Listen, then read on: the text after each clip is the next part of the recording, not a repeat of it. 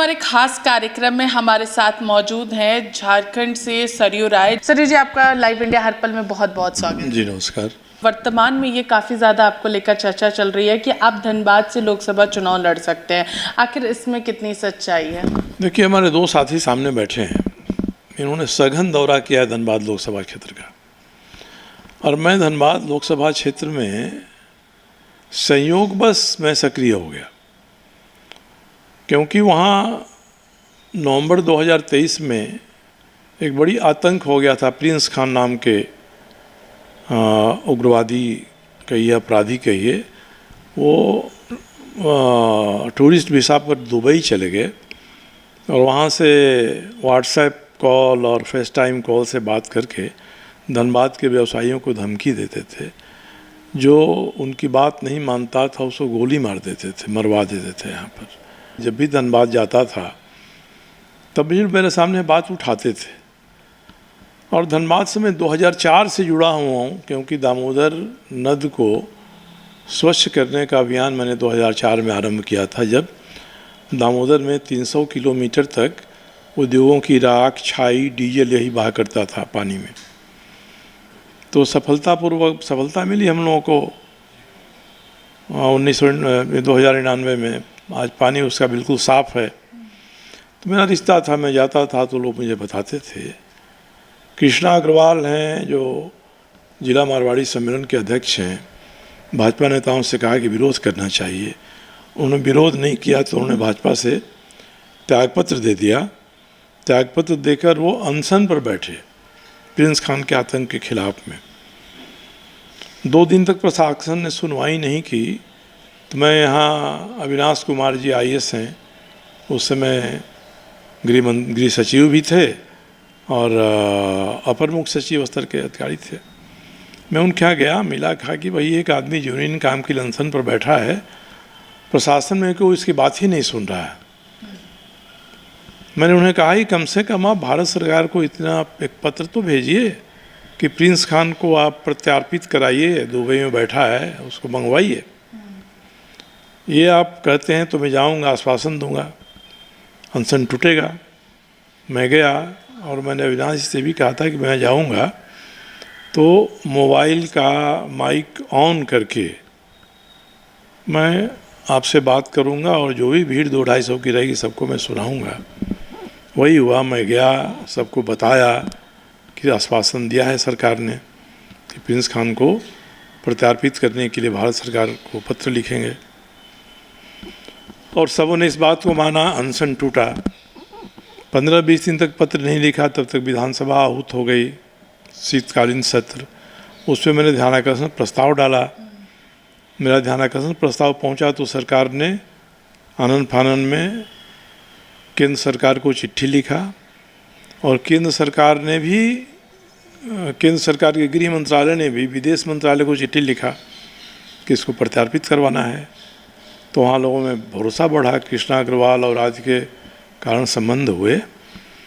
अब जब भाजपा ने अपना उम्मीदवार घोषित कर दिया वहाँ श्रीमान डोल्लू महतो जी को, तो कृष्णा अग्रवाल ने एक पत्र लिखा बाबूलाल जी मरांडी को।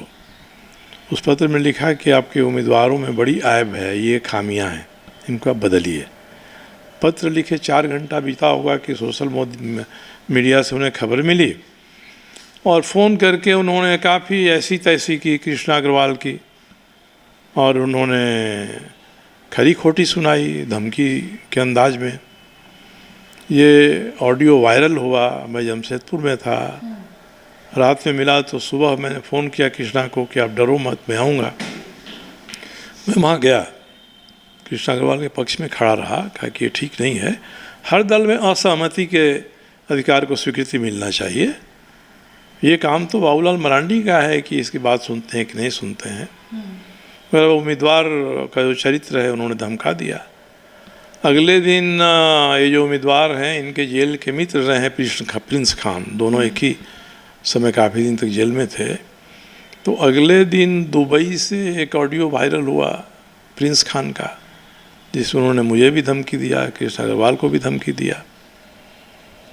तब मुझे लगा कि भाई ये धनबाद में आया, ये धमकीदार आदमी तो मैंने गृह मंत्री मंत्रालय में फ़ोन किया, जो ऑफिस पर मिले, कहे कि भैया इसको प्रत्यार्पण के लिए आपने विदेश मंत्रालय में पत्र लिखा है, ऐसे अपराधियों की डांड में रस्सा बांध के और हथकड़ी लगा के परेड करानी चाहिए सड़कों पर, आप इसको प्रत्यार्पित कराइए। तो धमकी दे रहा है।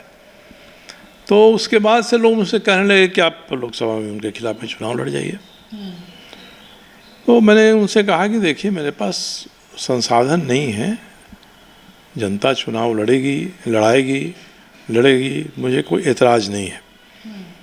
फिर ये सारे लोग 2-2, 3-3 टीम लेकर घूमे, हर क्षेत्र में घूम कर आए। आज भी सुबह मिले, बता रहे हैं कि नहीं बड़ी अनुकूल वातावरण है, चुनाव लड़ना चाहिए। मगर इसके पहले मैंने सभी विरोधी दलों से संपर्क किया, फ़ोन पर भी, जाकर भी, जेएमएम में किया, आरजेडी में किया, निरसा से विधायक अरूप चटर्जी हैं, उनके घर गया, मिला। ये सभी मेरे इस तर्क से सहमत हैं कि ढुल्लू महतो के खिलाफ एक उम्मीदवार होना चाहिए।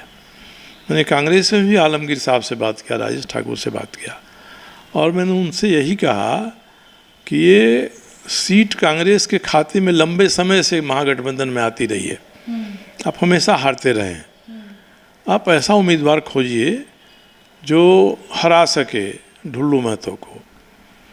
और ये तभी संभव होगा जब भारतीय जनता पार्टी के कार्यकर्ताओं का वोट आपको मिलेगा।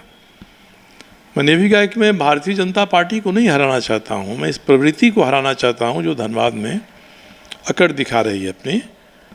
उन्होंने कहा कि विचार करेंगे, और कांग्रेस उद्यत है कि नहीं वो अपना उम्मीदवार देंगे। तो मैंने दोबारा बात किया राजेश ठाकुर से कि भैया आप किसी को उम्मीदवार दीजिए, सोच दीजिए, अगर उम्मीदवार जीतने की स्थिति में होगा तो हम सभी उसकी मदद करेंगे, और आपको लगता है कि बिल्ली के गले में घंटी बांधने लायक कोई नहीं है तो मैं आगे आता हूँ, आप मेरा समर्थन कर दीजिए।